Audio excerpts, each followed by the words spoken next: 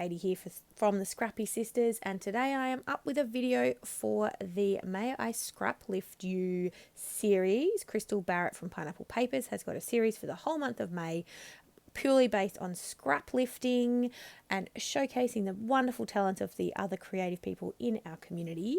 So Crystal is scrap lifting her own kind of list of people, and I am participating every Monday. So every Monday you will see a scrap lift from me. Today's is actually one that I did a little while ago, and if you are in the Happy Scrappy No Crappy group that Christy from Christy's Beautiful Life has, you will already have seen this layout, but I created this layout based on a little challenge that Christy set for us in that group to scrap lift this beautiful layout in the top right hand side here by Cassie Box. It was a layout that she did for paper issues. It was a beautiful kind of mixed media with these great sort of chevron-y triangles made with paper scraps, I assume, and 2 photos, and it's a super cute layout, and so I scrap lifted it. So I am using my Distress Oxides to create a background. I used what did I use? Fossilized amber, probably.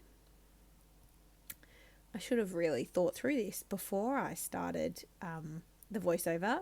But anyway, one of my blues, Faded Jeans, will be the dark one because it's the only dark blue I have. Either Mermaid Lagoon, Salty Ocean for the lighter blue, Citron something, I think, for the green. And then the yellow will be either Scattered Straw or Fossilized Amber. And then I was going to do the orange, but I think I actually come in with some splatters in some of the other colours. Now I'm pulling, in terms of what I'm using to create the layout from paper scraps, I'm actually pulling from all of my old Cocoa Vanilla Studio collections that included Totally Rad, Boys Rule, and Made of Awesome. I think there's really not much left, and I killed it in creating this layout. I only had teeny tiny paper scraps left, as well as just a few random pieces of ephemera. So it's completely killed all of those separate little collections I had all together, which is super exciting. But yeah, that is what I'm using. So I'm just finishing off my mixed media. As you can see here, I thought I added the orange splatters. I was just pulling all the different colours that sort of appear in the CVS collections that I'm using. That's how I pulled the colours for my mixed media. So obviously for Cassie's layout, she's got very much a rainbow effect going on. I don't with mine. But yeah, I'm super happy with how it turned out, and I really like that mixed media. I did use Vicky Bouton's Foundations paper for my background, so it's much thicker than sort of regular cardstock, and it's great for mixed media. So I'm super happy with that. Now I did let that dry overnight, so it is nice and dry now, and I'm coming in with my paper strips. Now I off camera cut them all down to the right size, and I distressed all bar 1 or 2, so you could watch me distress the last couple on camera, but I did do that off camera for the rest because it does actually take a really long time, in my opinion. I don't love the distressing tool, I'll be honest. I don't know if it's because I don't really use it properly, but I find it a bit easier with scissors. But I persevered, and I used the distressing tool for all of this. It also, you get like tiny little shavings of paper everywhere, which you do with your scissors as well. That's not unique to the distressing tool. So I did end up with kind of powdered paper everywhere. So you can see me here. I'm just laying out my strips sort of, in the order I want them to go in, making sure they're different from top to bottom because I've got the same papers across the 2 kind of chevron arrows. I realised mine are going in the opposite direction to Cassie's. I didn't actually realise it at the time, but they are. And I'm okay with it. I don't know. I just, in my head, because I had my 2 square photos like she did, and I just thought that that's the way they should go. But looking at her layout, I do kind of wish I'd done mine the other way around, but it doesn't matter. It's done. I am trimming down my page because I am going to mount it in the end on some other pattern paper. I distress the edges of the white cardstock as well. The other reason I cut it down is because by the time I stuck all of the little pieces of pattern paper down to create my arrows, it was just a tiny bit sort of off center, and so I just evened it up a bit by cutting it down. I've got my 2 photos, which I do end up putting on top of my arrows. So you can definitely see that this is a scrap lift of Cassie's. And I think because her design is so unique, that's what makes it so obvious. Because really now I just embellish however I want to. I don't really follow her layout so much in getting ideas around embellishing. You can see here I've tipped out kind of everything I have left in my Totally Rad, Made of Awesome and Boys Rule collections from CVS. I have the tiniest bits left. So I'm just trying to get as much of it on the page as I can because this is the last layout I can make with it. So I add my frames in behind the photos and I'm just layering effectively, really. I'm just layering things up until I'm happy with how it all kind of comes together. So none of the ephemera pieces I use are particularly kind of pertinent to the photos. I believe these photos are the first time my son ate a banana, a whole banana peeled without it needing to be cut into teeny tiny pieces. So I think I say this every time I talk about my son eating something because I take a lot of photos of him eating. He has a medical condition called TOFOA or tracheoesophageal fistula and esophageal atresia.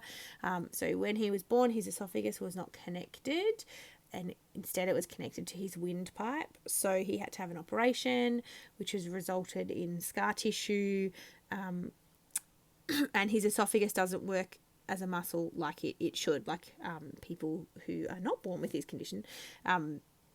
Our esophagus is one muscle and it helps to push food down into the stomach. His doesn't do that. So it is a little trickier for him to eat.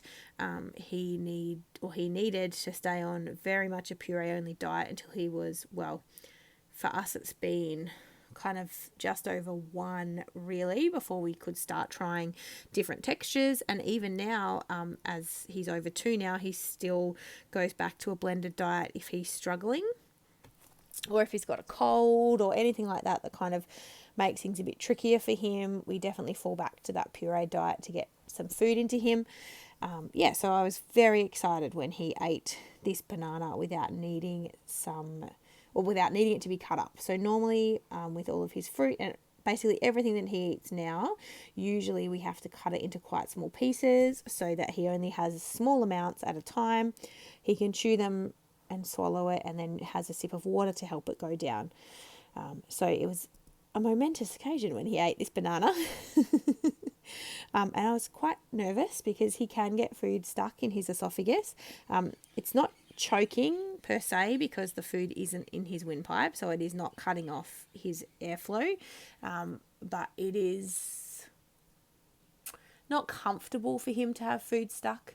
It's quite distressing, and we have had one incident, only one, so we're very fortunate, where he has got food stuck and he couldn't remove it on his own, so we had to go to hospital and have a scope, and he had to go under general anaesthetic to have it removed. And that's not uncommon for people with his condition.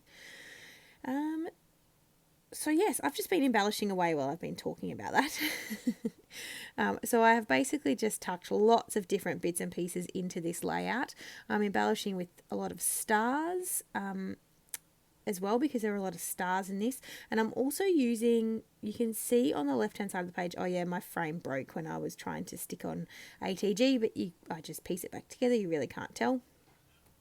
The original layout by Cassie had a lot of tabs and things like that sticking out. So I did find this little wood veneer piece that says Dream. And so I did use that as a little tab, but it's quite dimensional. So I need to pop up the photo on some foam in order to raise that up so it can stick and the tab can stick behind it. I've got this cute little moustache that I'm sticking under there. Not that he has a moustache, but it was just a cute ephemera piece. And then I think I'm sticking some kind of tiny words down. Yeah, that one says boom. So you can see me there just adding all the little bits and pieces, adding a little star and a few other stars into that cluster, popping up on foam, I think. And then I'm adding another cluster. I've added one in the bottom left hand side of the page, and I'm adding one in the top right. So technically I think I have 3 clusters on this layout because 4 clusters on this layout. So one on each of the photos and then one on the bottom left and the top right. And I'm okay with that. I think because of the way this layout is so symmetrical, it works having the 4 clusters. So you can see me there adding tiny words, adding strips. Those strips are actually washi strips that I stuck onto white cardstock and then cut them. And then I'm coming in, sorry, as I was saying before, but I got distracted. These little numbers came in, I think it was the Made of Awesome ephemera pack. The little round numbers, and I'm just sprinkling them on the layout almost like enamel dots effectively.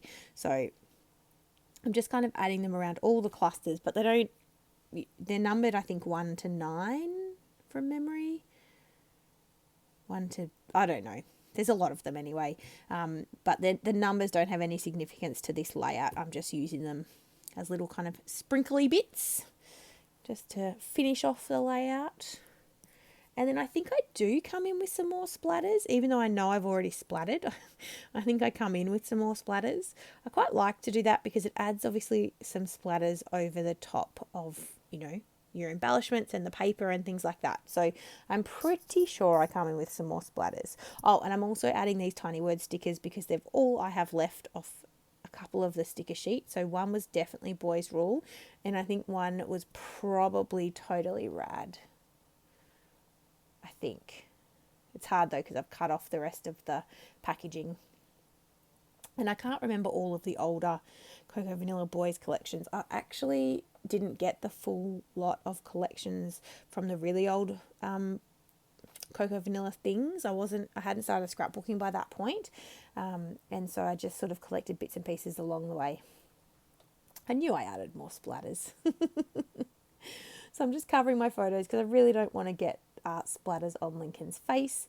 And then I'm adding the navy Heidi top colour shine kind of everywhere because there's mixed media everywhere. And then I'm pretty sure I'm finished. So I will leave a link to Christy's Facebook page down below. Oh, that's right. I've got to mount my layout. So I grabbed this 12 by 12 paper. It's from Legendary. So the newer Cocoa Vanilla Studio Boys collection, and it's an orange. So I pulled that out because I didn't have much else orange on the page, but there were a few other orange bits and pieces in like the ephemera, and I knew I added some orange splatters, but none of the cardstock that I used to create my arrow was orange. So that's it. We're all finished. Thank you so much for watching. I'll leave everything in the description box down below, and I hope you're having a wonderful day. We'll see you in the next one. Bye, guys.